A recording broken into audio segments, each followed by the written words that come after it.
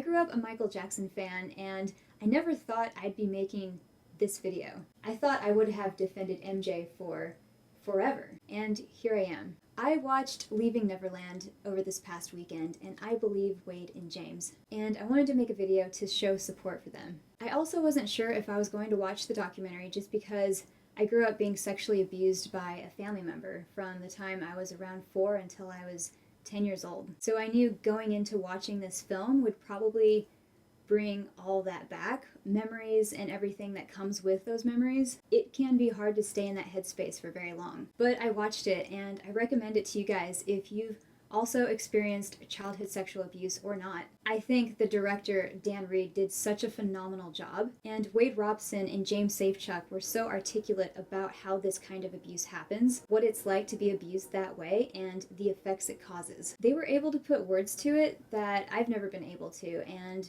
I've been outspoken about my abuse for only a few years now. And hearing them tell their stories made me realize some things about my own personal experience. Also, if you haven't experienced childhood sexual abuse, I think you should watch this film because it could help you understand this better. I also watched Oprah's After Neverland, and I really appreciate what she said towards the beginning of that. She said that this moment transcends Michael Jackson. It is much bigger than any one person. Okay, so quick backstory. I grew up being a huge Michael Jackson fan. Honestly, I was obsessed.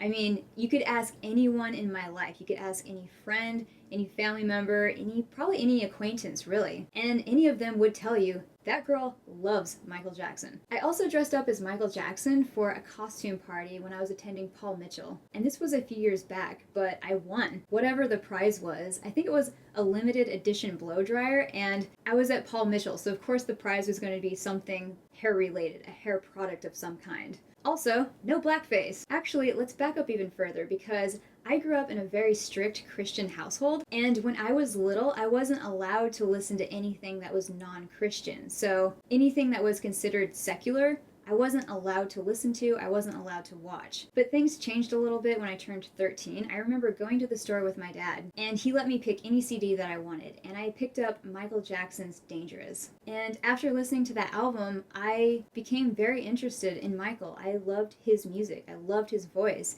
and I think what captivated me the most was watching him perform. It was as if he wasn't even human. He was like superhuman. To me, that's who he was. And then I remember hearing about his story and his upbringing. I felt sorry for him. And I think that's what drew me in even more. So in 1993, that's when the first allegations happened. And I was too young to know anything. I'm 30 now. I was born in 1988, so I would have been 5. Let's move ahead. Fast forward to 2005. This was the time when I was aware of who Michael Jackson was, and I was already a huge fan. I was living in Missouri at this time, and I wanted to go to California to support Michael Jackson outside the courthouse with all the fans who had the posters and they were yelling for him. I wanted to be one of those fans. And looking back, I realized even then I had questions, but I didn't want to go there. It was so much easier to look at Michael as a hero. I didn't want to believe Michael did those things. I know Neverland was raided and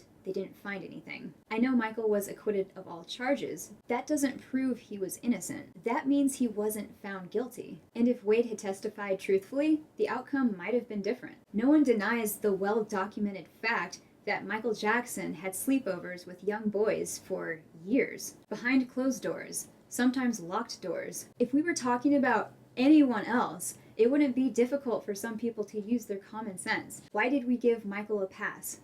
Why did we believe him? Maybe it was too hard for us to admit the man who gave us Man in the Mirror was a serial pedophile predator.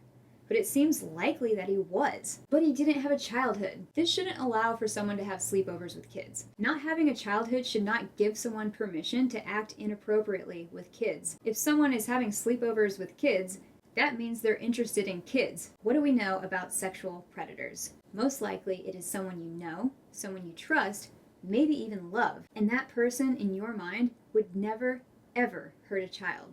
I would never hurt a child. Again, I was sexually abused by a family member for years of my childhood. My story is not uncommon. If someone's childhood was taken away from them because of abuse and trauma, That person deserves to seek professional help. But Wade and James are lying. For this argument, I'm just going to quote the director here. I have it on my phone. He says, telling the truth was out of the question for Robson at that time.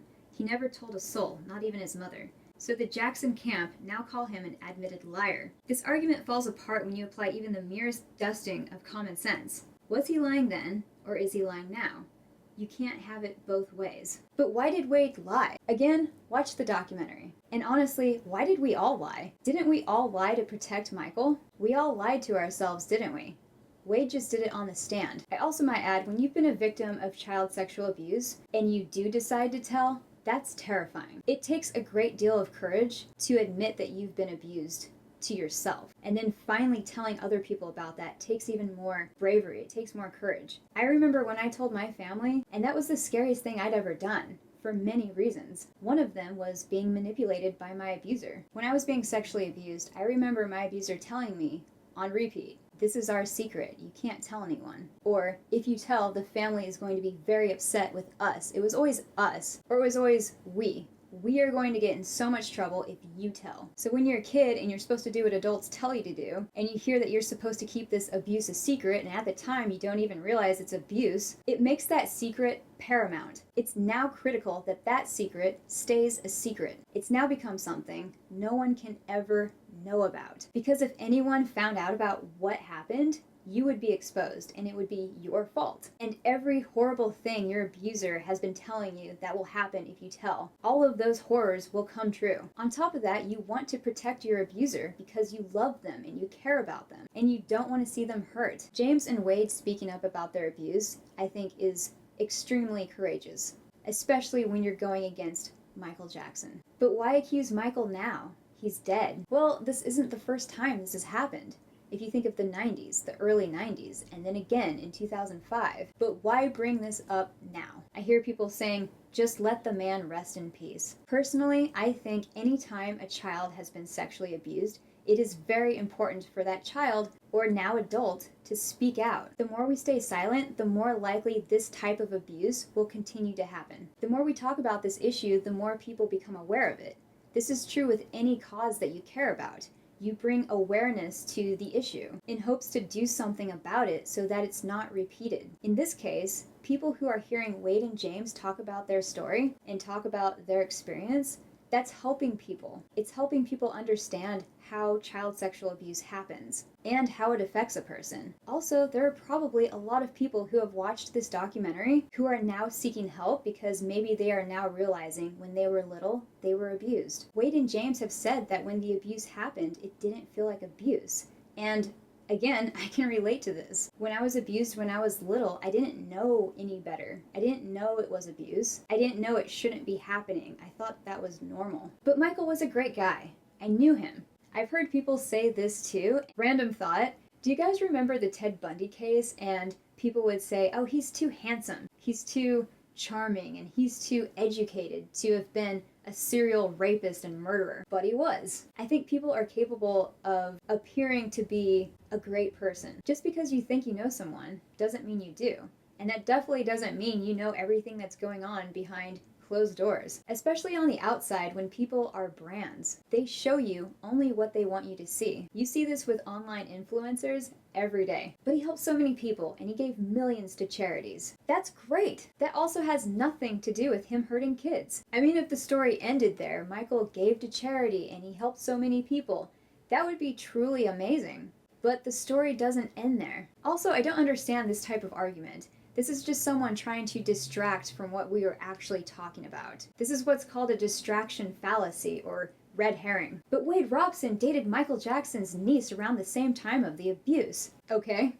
This, again, has nothing to do with what Michael did to Wade. And I'm sorry, but who cares who Wade was dating at that time? That is irrelevant. Again, people are trying to build up these arguments that have nothing to do with what Michael did to Wade, and James, and Gavin, and Jordy, and honestly, who knows who else. Anyway, I just wanted to show support for the film, and I honestly can't believe the backlash these guys are getting just because of who their abuser was. I find that disgusting. This is part of why people don't speak out about their abuse, because of not being believed, or people rushing to the abuser's defense and not the abused. And I'm not saying to believe anyone who comes forward and claims to be a victim, but in this particular case, it seems very unlikely that these guys are lying about all of these details. I wish we lived in a world where people didn't protect the abuser. It doesn't matter how nice the guy seemed.